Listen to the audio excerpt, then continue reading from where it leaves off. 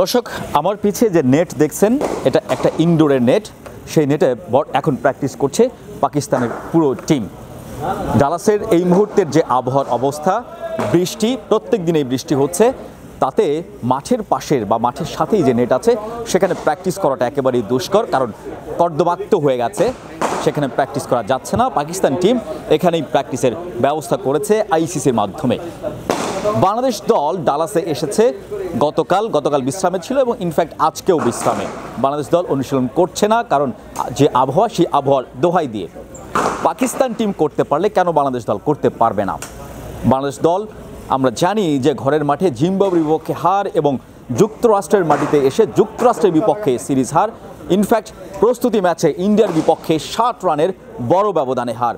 একের পর এক ইনজুরি, পেস ইউনিটটায় মাত্র 2 জন ফিট আছেন, ব্যাটাররা একেবারেই ছন্দে নেই। তারপরও বাংলাদেশ দলের প্র্যাকটিসে অনীহা কেন? পাকিস্তান টিম পারলে বাংলাদেশ কেন পারবে না? এই প্রশ্নটা আপনার আমার দর্শক সবার সামনে এসেছে। সোমবার বাংলাদেশ পুরো দল যখন হোটেলে বিশ্রামে, তখন ব্যতিক্রম তাসকিন আহমেদ। টাইগার ভাইস ক্যাপ্টেনের ফেরার লড়াই। পাকিস্তান টিম অনুশীলনের পাশের এক নেটে একক সেশন, সাথে pace bowling coach, fitness trainer আর টিম ফিজিও। অ্যাসেসমেন্ট চলেছে বোলিংয়ে কতটা উন্নতি হলো তাসকিনের। বিশ্বকাপের দল ঘোষণার পর থেকেই টাইগার ভাইস ক্যাপ্টেনকে নিয়ে ধোঁয়াশা। খেলতে পারবেন তো? সেই ধোঁয়াশা যেন কাটছেই না। তবে কিছুটা সুখবর মিলেছে। সোমবার নেটের টার্ফে ফুল রিদমে বোলিং শুরু করেছেন তাসকিন। 3 ওভারের স্পেলে অ্যাসেসমেন্ট করা হয়েছে, যেখানে জিপিএস মিটারের মাধ্যমে ওয়ার্কলোড আর চোটের অবস্থা পর্যবেক্ষণ করা হয়েছে। কেমন উন্নতি হলো তাসকিনের? শুরুর ম্যাচ থেকেই খেলতে পারবেন তো তাসকিন? আরেক পেসার শরীফুলকে বিশ্বকাপ থেকেই ছিটকে গেলেন। প্রশ্নগুলোর উত্তর দিয়েছেন টিম ফিজিও বাইজুদুল ইসলাম। বাইজিদ ভাই, আমরা আজকে দেখলাম যে নেটে বোলিং করছিলেন তাসকিন আহমেদ। তাসকিন কতটা তৈরি ম্যাচ খেলার জন্য? তাসকিনকে আমরা তো আজকে প্রায় 3.5 উইকস এগুলো রিহেভ করাচ্ছি। তাসকিন সোফার যতটুকু প্রোগ্রেস করছে আলহামদুলিল্লাহ যথেষ্ট ভালো প্রোগ্রেস করছে। ওর ডে টু ডে আমরা কিছু প্ল্যান করে রাখছিলাম, তো ওর 1 তারিখ থেকে মেনলি বোলিং করার ডেট ছিল। আজকে আমাদের প্ল্যান ছিল যে আউটডোরে বোলিং করবো, বাট যেহেতু বৃষ্টি হচ্ছে সো আমরা আউটডোরে বোলিং করতে পারি নাই। সো যেহেতু আমাদের আজকে স্কেডিউল অনুপাতে আজকে তার বোলিং করাটা খুবই ইম্পর্ট্যান্ট, তো আমরা ইনডোরে নিয়ে আসছি। তো 1 তারিখেও করছে, আজকে 3 তারিখে করতেছে। তো ওভার যতটুকু করছে আলহামদুলিল্লাহ আমরা হ্যাপি যে ও বেটার অবস্থানে আছে। 7 তারিখ পাওয়া যাবে ম্যাচে? তার আগে আমাদের আরও একটা বোলিং সেশন আমরা ওকে করাবো, সেটা হচ্ছে 5 তারিখে। যদি আমরা ওইটা আউটডোরে করতে পারি ভেরি গুড, আর ওই দিনে হচ্ছে ও ফুল রান আপ ফুল ফেজে বল করবে। তো ওই সেশনটা দেওয়ার পরে আমরা টোটালি ক্লিয়ারলি বলতে পারবো যে he is available or not. 5 তারিখের পর তাহলে জানা যাবে ইনশাআল্লাহ। বাজিদ ভাই, মনে হলো আজকে আরো হাই ইন্টেন্সিটিতে আসলে বোলিং করেছে তাসকিন আহমেদ, মানে আগের চাইতে একটু কমফোর্টেবল মনে হয়েছে কিনা? দেখতে ভালো মনে হয়েছে। তো আমরা প্রত্যেকটাই ক্যাপচার করে নিয়ে যাচ্ছি, প্রত্যেকটা সেশন আমরাও ক্যাপচার করে নিয়ে যাচ্ছি। তো আমরাও এইগুলি অ্যানালাইসিস করি, প্লাস হচ্ছে ওর জিপিএস মিটার লাগানো আছে, তো কতটুকু এফোর্ট দিচ্ছে, কেমন কি হচ্ছে, ইন্ডিকেটরস আমরা কিন্তু সবগুলি মনিটর করতেছি। যদি আমরা কোনো ফ্লাকচুয়েশন দেখি তাহলে আমরা ওইটা নিয়ে কাজ করি। আর দেখা যাচ্ছে যে সোফার এখন পর্যন্ত সবগুলি প্রোগ্রেসই ভালো হয়েছে। হ্যাঁ, আজকে একটু বেটার এফোর্ট ছিল, নেক্সট যেটা আরও ফুল এফোর্ট দেবে। আমরা যদি খেয়াল করি যে মানে as you are the fit playing a big role, আপনি এরকম অনেক ইনজুরিতে কাজ করেছেন।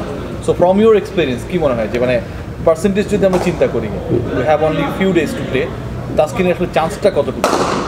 তাসকিনের চান্স যথেষ্ট ভালো আছে, সেই জন্যই কিন্তু সে ওয়ার্ল্ড কাপ স্কোয়াডে রয়ে গেছে।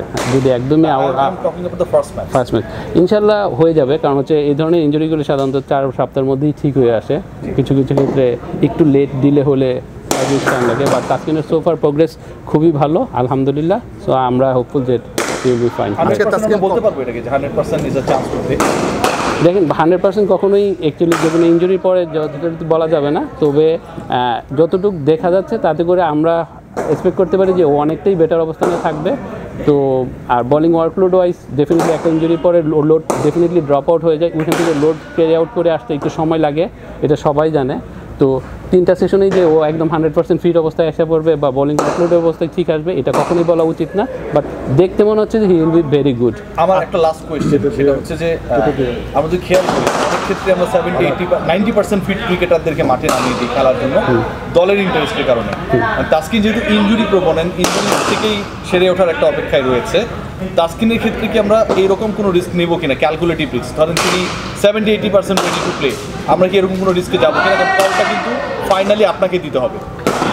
এটা টোটালি ডিপেন্ড করবে যে আমরা 5 তারিখে কী অবস্থায় তাসকিনকে পাচ্ছি, ওটার অ্যানালাইসিস করার পরে দেন এই ডিসিশনগুলি আসবে। বাট এই মোমেন্টে পর্যন্ত যতটুকু পর্যন্ত আজকে পর্যন্ত গেল, হি হ্যাজ নো কমপ্লেন। তো বেস্ট অন দ্যাট আমরা আশা করি 5 তারিখেও ও বেটার যাবে এবং তার পরবর্তীতে আমরা এটা ভালোভাবে বলতে পারবো যে where he is standing. 100% or not? We are hopeful that he will be 100% by 7th। আপনার শরীফুলের হাতে 6টা সেলাই পড়েছে, মানে বাস্তব অবস্থা কি বলে যে ও আসলে প্রথম ম্যাচে তিনি খেলতেই পারবেন না, কিন্তু ওয়ার্ল্ড কাপে কি বাকি ম্যাচগুলোতে পাওয়া যাবে নাকি? দেখেন, ওয়ার্ল্ড কাপ কিন্তু মানে গ্রুপ পর্বতে 16 তারিখ পর্যন্ত একটা টাইম আছে। তো আর 16 তারিখের আগে অনেক আগেই ও যথারীতি সুস্থ হয়ে যাবে আশা করতেছি। তো ইউজুয়ালি এই ধরনের সেলাই যখন পড়ে সাধারণত 7 থেকে 10 দিনের মধ্যেই সাধারণত হিলিংটা হয়ে যায়। তারপরে টোটাল ডিপেন্ডস অন প্লেয়ার। তো আমরা দেখি আজকে আমরা ওপেন করব, স্টিচ দেখবো, তারপরে ডিসিশন করতে পারবো যে এটা অ্যাকচুয়ালি টোটালি সিলেক্টররা তখন ডিসাইড করবে।